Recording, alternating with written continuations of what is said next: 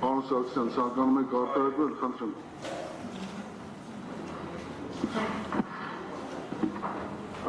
Ինչպես այս մի որոշումները, այս որոշումները իմ համար անակնկալ չէր, հարգարժան դատարան, բայց մի հատ հետաքրքիր բան կա։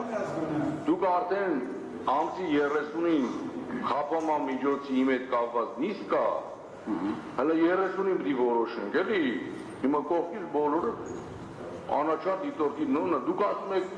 օգոստոսի 2-ին, արդեն որոշումը կայացրել եք 30-ին, ձեր բարերն եմ ասում, օգոստոսի 2-ին կարա Սարգսյան Արթուրը պրոբացիայի ոստիկանները գնա ազգային ժողով, դուք արդեն, որ դուս եկեք այդ միջան, արդեն 30-ի որոշումն եք, հրամանն եք ստացել, միանգամից հրապարակա, օգոստոսի 2-ին ոստիկաններից կգնա,